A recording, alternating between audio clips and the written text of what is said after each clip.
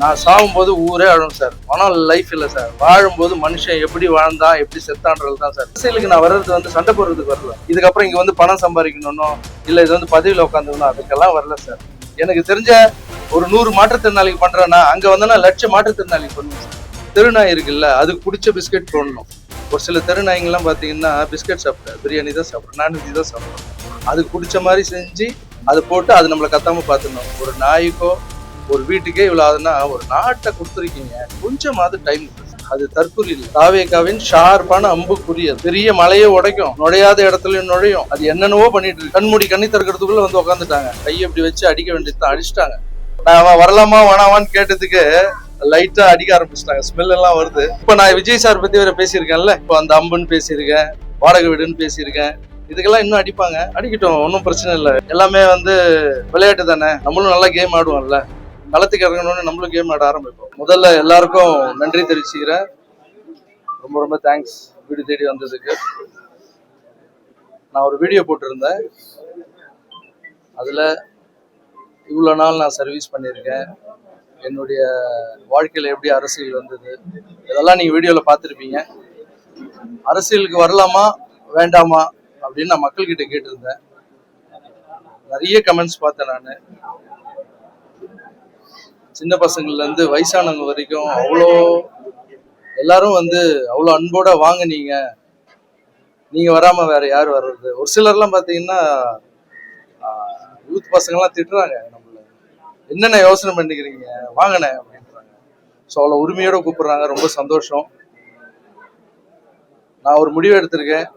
அது வந்து இன்னும் கூடிய சீக்கிரத்துல என் எல்லா ரசிகரையும் கூப்பிட்டு எங்க அம்மாவை அந்த ஸ்டேஜில் உட்கார வச்சு அந்த நல்ல முடிவை சொல்லலான்னு இருக்கேன். ஸோ எல்லாமே நல்லதாவே நடக்கும். நான் சொல்ல வந்தது இவ்வளவுதான். ஸோ இங்கே என்னை வீட்டு தேடி வந்த என்னுடைய ரசிகர்கள் எல்லாருக்கும் என்னுடைய நன்றி தெரிவிச்சுக்கிறேன். என்கிட்ட சொன்னது வந்து இந்த திருநங்கை சிஸ்டர்ஸ்லாம் வந்திருக்காங்க, பார்க்க வந்திருக்காங்க, உங்களுக்கு பொக்கே கொடுக்க வந்திருக்காங்க. நான் ஜிம்ல இருந்தேன், சரி பார்க்க வந்திருக்காங்க. அப்புறம் ஒரு சிலர் வந்திருக்காங்கன்னு சொன்னாங்க. பார்த்தா இவ்வளோ அன்புகள் வீட்டாண்ட கூட்டியிருக்காங்க. வந்த எல்லாருக்கும் என்னுடைய நன்றி. நீங்க நினைச்சது கூடிய சீக்கிரம் நடக்க போகுது. தேங்க்யூ. நீங்க என்ன கேள்வி அரசியல்ல சார், நீங்க அரசியலுக்கு வரப்போறீங்களா இல்லையா, இதை முதல்ல தெளிவுபடுத்தணும்ன்றது மக்கள் எதிர்பார்க்கறாங்க சார். நான் கமெண்ட்ஸ் எல்லாம் படிச்சேன். நான் ஒரு நல்ல முடிவு எடுத்திருக்கேன். அதை என் ஃபேன்ஸ் எல்லாரையும் கூப்பிட்டு எங்க அம்மாவை அந்த ஸ்டேஜில் உட்கார வச்சு அந்த முடிவை சொல்றேன். இன்னொரு விஷயம் என்னன்னா, நிறைய பேர் கேட்குறாங்க, வர்றதுன்னா வர வேண்டியதானே, ஏன் நீங்க மக்கள் கிட்ட கேட்டுட்டு இருக்கீங்கன்னு. மக்கள் தீர்ப்பே மகேசன் தீர்ப்புன்னு எதுவும் சொல்லியிருக்காங்க. அப்புறம் ஒரு சிலர் கேட்க மாட்டாங்க மக்கள் கிட்ட, நான் கேட்பேன். அது என்னுடைய ஐடியா. நான் என்ன நினைக்கிறோன்னு அப்படிதான் வாழ முடியும். மற்றவங்க என்ன சொல்றாங்களோ அதுக்கேற்ற மாதிரி வாழ முடியாது. புரியுதுங்களா? மக்கள் கிட்ட ஏன் கேட்கணும்? இவ்வளோ நாள் வீட்டில் அம்மா கிட்ட கேட்டோம், என் தம்பி கிட்ட கேட்டோம், எல்லா உறவுகிட்டையும் கேட்குறோம். ஸோ தாய்க்கு நிகராக நினைக்கிற என்னுடைய மக்கள் கிட்ட கேட்கறதுல என்ன தப்பு? இவ்வளோ நாள் என் கூட டிராவல் பண்ணி வந்திருக்காங்க என் ரசிகர்கள். அப்புறம் திருநங்கை தங்கைகள் கூட நேற்று பேசினேன், என்னுடைய மாற்றுத்திறனாளிகளாலும் கூட பேசினேன். எல்லாருக்கும் பேசி ஒரு வார்த்தை கேட்கறதுல அவங்களுக்கு மரியாதை கொடுக்கறதுல என்ன கெட்டு போகுது? ஸோ நீங்க ஏன் கேட்குறீங்கன்ற கேள்வி கேட்குறீங்கல்ல, அது உங்க விருப்பம், நீங்க கேளுங்க. நான் இனிமே எதனா செய்யறதுன்னா மக்கள் கிட்ட கேட்டு தான் செய்வேன். அதுக்குன்னு சின்ன சின்ன விஷயம்லாம் இல்லை. ஏதோ ஒரு பெரிய முடிவு எடுக்கணும்னா மக்கள் கிட்ட கேட்பேன். இது ஏன் ஸ்டைல். ஆல்ரெடி நீங்க அரசியல்ல இருக்கிறதா தான் நாங்க புரிஞ்சுக்கோம். இந்த ஒரு மாசம் தாவேகா அரசு நீங்க எப்படி பாத்தீங்க, எப்படி மதிப்பிடுறீங்க, அவங்களோட செயல்பாடுகள் எப்படி இருக்கு? புரியல சார். தமிழக வெற்றி கழக அரசு, விஜய் தலைமையிலான அரசு ஒரு மாசம் கடந்து இருக்கு, முடிச்சிருக்காங்க. அவங்களுடைய செயல்பாடுகள் எப்படி இருக்குன்னு பாக்குறீங்க, எப்படி மதிப்பிடுறீங்க? இந்த ஒரு மாசமா நான் பார்த்துட்டு தான் சார் இருக்கேன். இந்த அரசு வந்து என்ன பண்றாங்க, அவங்களுடைய செயல்பாடுகள் எப்படி இருக்குன்னு தான் உங்களுடைய கேள்வி. என்னை பொறுத்த வரைக்கும் ரொம்ப நல்லா இருக்கு, சூப்பராகவே இருக்குன்னு சொல்லலாம். அதுக்கு முக்கியமான காரணம் என்னன்னா, ஒரு விஷயம் என்ன ரொம்ப இம்ப்ரெஸ் பண்ணுச்சு. கோவில் முன்னாடி இருக்கிற மதுக்கடையை மூடுறதுன்னுறது, ஸ்கூல் பசங்க ஸ்கூலுக்கு முன்னாடி மதுக்கடையை மூடுறதுன்றது எனக்கு ரொம்ப பிடிச்சிருந்தது. அப்புறம் இந்த கல்வித்துறை அமைச்சர் அவருடைய நடவடிக்கை, அப்புறம் அறநிலைத்துறை அமைச்சர் அவருடைய நடவடிக்கை, இதெல்லாம் வீடியோவில் பார்க்குறோம். உங்களை மாதிரி தான் நானும் பார்த்துட்டு இருக்கேன். ஸோ அவங்களுக்கு கொஞ்சம் டைம் கூட தேவைப்படுது சார். இப்போ நம்ம ஒரு புதிய ஏரியாவில் போய் நம்ம ஒரு வாடகை வீட்டுக்கு போகிறோம்னு வச்சுங்களேன். அந்த வாடகை வீட்டுக்கு போனவொடனே வீடு பார்க்கும்போது நல்லா இருக்கும் சார்.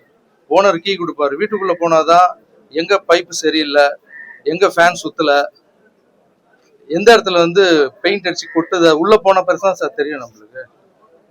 ஸோ அந்த மாதிரி ஒரு வீட்டுக்கு போறதுக்கே அப்படி இருக்கு. ரோட்ல இருக்கிற தெருநாய் கூட நம்மளை பார்த்தா கத்தும், யார் இது புது ஆள் வந்திருக்காங்க அப்படின்னு.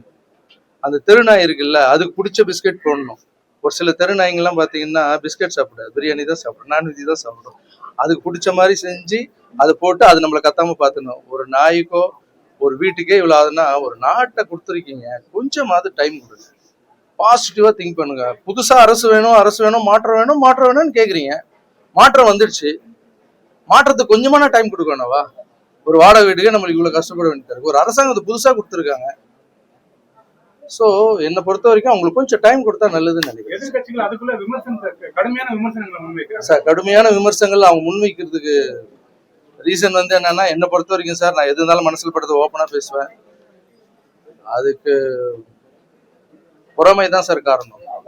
ஏன்னா விமர்சனங்கள் நம்ம வைக்கிறதுக்கு முன்னாடி நம்ம என்ன செஞ்சோம் அப்படின்னு கொஞ்சம் யோசனை பண்ணிட்டு விமர்சனங்கள் வச்சா நல்லா இருக்கும்.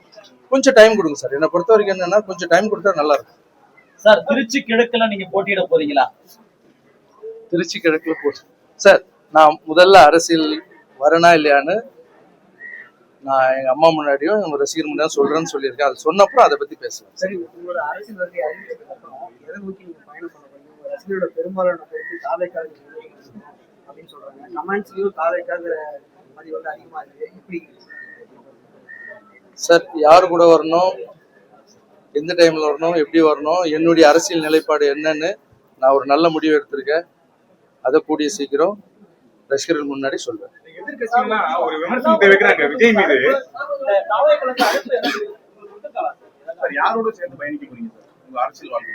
அதெல்லாம் கொஞ்சம் பர்சனல் சார், அதெல்லாம் பர்சனலான விஷயம். ஒரு சில ஃபோன் வந்திருக்கு, எல்லாம் சாப்பிட கூப்பிட்டுருக்காங்க, வாங்கன்னு சொல்லி அட்வைஸ் பண்ண கூப்பிட்டுருக்கேன். எனக்கு என்ன, நான் ட்ரஸ்ட் வச்சு நடக்கும்போது எல்லா கட்சி தலைவர்கிட்டையும் நான் போய் ஹெல்ப் கேட்டிருக்கேன் சார். எல்லாரும் வந்து எனக்கு எதிரி இல்லை, எல்லாரும் எனக்கு நண்பர் தான்.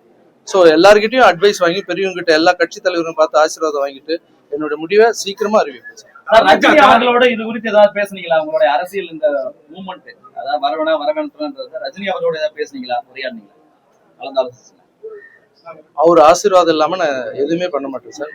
ஸோ அவருடைய ஆசீர்வாதத்தோட தான் நான் எல்லாம் பண்றேன்.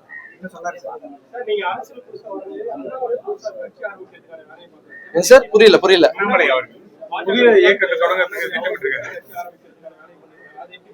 அண்ணாமலை யார் வேணா வரலாம் சார், நல்லது பண்ணுறதுக்கு யார் வேணா வரலாம்ல. ஸோ அண்ணாமலை சார் மட்டும் இல்லை, அவர் நல்லா படிச்சவர், நல்ல அரசியல் புரிதல் இருக்கிறவர். ஸோ புது புது ஆளுங்க வர்றது நல்லது தானே சார். All the best.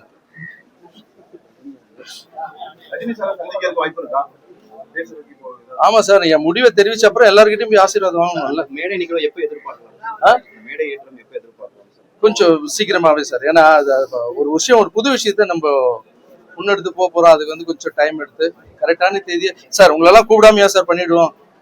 ஏன்னா நான் டான்ஸ் மாஸ்டர்ல இருந்து வளர்ந்து வரைக்கும் என் பத்திரிகையாளர் எல்லாருமே என் கூட வந்து சப்போர்ட்டா இருந்திருக்கீங்க.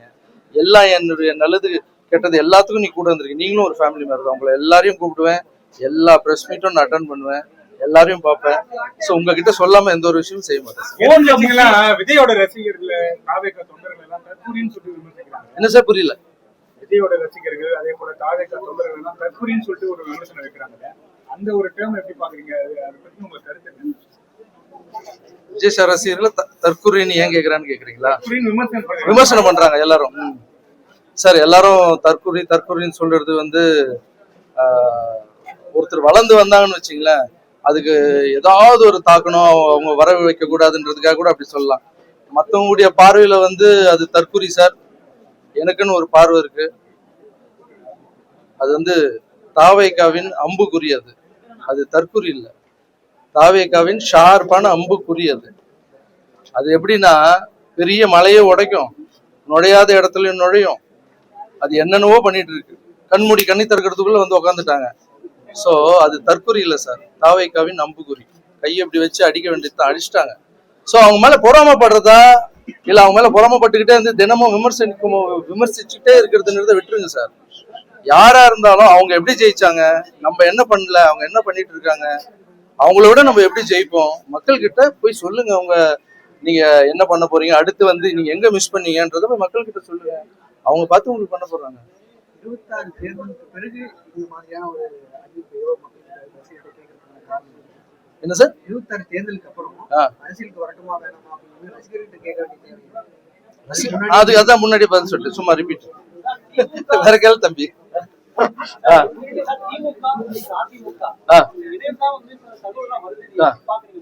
இல்ல சார், அதெல்லாம் ரூமர் சார். ரூமருக்கெல்லாம் பதில் சொல்ல முடியாது சார். ஏன்னா நம்ம வந்து எந்த விஷயம் வந்து வெளிப்படையா அவங்க சொல்றாங்களோ அதுக்குதான் சொல்ல முடியும். அரசியலுக்கு வரனா இல்லையன்றது சொல்லிடுறேன், அதுக்கப்புறம் நடிப்பினத்தை பத்தி பேசலாம். விஜய் அவர்கள் வந்து பிரஸ் மீட்டே பண்ண மாட்டாரு, தமிழ்நாடு நலன் சார்ந்த பிரச்சனைகள் தொடர்பாக இது வரைக்கும் பேச மாட்டாரு. அதுக்கு ஏதோ ஒரு காரணம், அது ஏதாவது ஒரு காரணம் இருக்கும். சும்மா வந்து உட்காந்து பேசிட்டு இருக்கிறவங்க வேணுமா இல்ல செயல்படுறவங்க வேணுமா, நீங்க தான் டிசைட் பண்ணுங்க. இப்ப நீங்க வந்து இப்ப உங்களுக்கு எல்லாரும் நண்பர்களா இருக்கா, அவங்களோட அரசியல் முடிவை எடுத்த பிறகு அவங்களே உங்களுக்கு அந்த சமயத்துல நீங்க எப்படி செயல்படுவீங்க, என்ன மாதிரி சார்? இப்ப இருக்கிற எல்லா அரசியல் கட்சி தலைவரும் நான் அண்ணனா பாக்குறேன், என்னுடைய அப்பாவை பாக்குறேன், வயசானவங்க எல்லாருமே வந்து எனக்கு வந்து ஒரு சொந்த மாதிரி தான் சார் பாக்குறேன். ஒருவேளை நான் என்னுடைய அரசியலுக்கு நான் வந்து என்னுடைய நிலைப்பாட்டை எடுத்து வைக்கும் போது அவங்க என்ன இப்ப மட்டும் என்ன அடிக்கலன்னா நினைக்கிறீங்க? நான் வரலாமா வேணாமான்னு கேட்டதுக்கு லைட்டா அடிக்க ஆரம்பிச்சிட்டாங்க, ஸ்மெல் எல்லாம் வருது. ஸோ இப்போ நான் விஜய் சார் பத்தி வேற பேசியிருக்கேன்ல, இப்போ அந்த அம்புன்னு பேசியிருக்கேன், வாடகை வீடுன்னு பேசியிருக்கேன். இதுக்கெல்லாம் இன்னும் அடிப்பாங்க, அடிக்கட்டும், ஒன்றும் பிரச்சனை இல்லை. ஏன்னா இல்ல நான் சொல்றேன், சொல்லி முடிச்சிடுறேன். அடிக்கட்டும், எல்லாமே வந்து விளையாட்டு தானே, நம்மளும் நல்லா கேம் ஆடுவோம்ல. களத்துக்கு இறங்கணும்னு நம்மளும் கேம் ஆட ஆரம்பிப்போம். சார், மக்கள் ஆதரவு எப்படி இருக்குன்னு நினைக்கிறீங்க? நீங்க அரசியலுக்கு வந்தா மக்கள் ஆதரவு எப்படி இருக்குன்னு நினைக்கிறீங்க? மக்கள் ஆதரவு நான் சொல்ல மாட்டேன் சார், நீங்களே பாக்குறீங்களே, கமெண்ட்ஸ் போய் பாருங்க. நான் போட்ட வீடியோக்கு எப்படி கமெண்ட்ஸ் பண்றாங்கன்னு பாருங்க. கண்டிப்பா மக்களுக்கு யாரு நல்லவங்க கெட்டவங்கன்னு தெரியும் சார். சார் நடிக்கவே முடியாது சார், இப்ப இருக்கிற சோசியல் மீடியா வளர்ந்துருச்சு சார். நீ நடிச்சா அதுக்கு உண்டான பலன் கிடைக்கும் சார், நீ உண்மையா இருந்தா அதுக்கு உண்டான பலன் கிடைக்கும் சார். நான் நடிக்க மாட்டேன் சார், உண்மையா இருப்பேன் சார். சில வருஷத்துக்கு முன்னாடி வந்து உங்களுக்கும் திரு சீமான் அவர்களுக்கும் ஒரு கருத்து மோதல் இருந்தது, அது தீர்ந்துருச்சா இல்ல அவரையும் நீங்க அண்ணனாதான் பாக்குறீங்களா, அவரை போய் சந்திப்பீங்க? அதான் சொல்ல வீடியோலயே சொல்லிட்டேன்ல சார். சீமான் சார் வந்து ஃபர்ஸ்ட் பிரச்சனையா இருந்தது, அதுக்கப்புறம் ஜிகர்தண்டா பார்த்தேன். அவர் தான் அன்பு, எது கொடுத்தாலும் அதீதமா இருக்கும். அண்ணன் ஃபோன் பண்ணி பேசினார், எல்லாம் டீட்டெயிலா சொல்லியிருக்கேன் சார். இங்க அரசியலுக்கு நான் வர்றது வந்து சண்டை போடுறதுக்கு வரல சார், வெறுப்பு அரசியல் பண்றதுக்காக வரல. மக்களுக்கு என்னால முடிஞ்சது பண்ணிட்டு இருக்கேன். இதுக்கப்புறம் வந்தா அதுல எப்படி எல்லாம் பண்ண முடியும்ன்ற ஒரே ஒரு ஆசை தான் சார். இதுக்கப்புறம் இங்க வந்து பணம் சம்பாதிக்கணும், இல்ல இது வந்து பதவியில உட்காந்துக்கணும், அதுக்கெல்லாம் வரல சார். எனக்கு தெரிஞ்ச ஒரு 100 மாற்றுத்திறனாளிக்கு பண்றேன்னா அங்க வந்தா லட்சம் மாற்றுத்திறனாளிக்கு பண்ணுவேன் சார். எனக்கு தெரிஞ்ச கஷ்டப்படுறவங்க, சாப்பிடுறவங்க, ஒருமை நிலையில இருக்கிறவங்களுக்கு இப்ப முடிஞ்சு 1 லட்சம் பேருக்கு பண்றேன்னா அங்க வந்து கோடி மெம்பருக்கு என்னால பண்ண முடியும் சார். சார் பணம் லைஃப் இல்லை சார். வாழும்போது மனுஷன் எப்படி வாழ்ந்தான் எப்படி செத்தான்றது தான் சார். நான் சாகும்போது ஊரே அழும் சார். Thank you so much.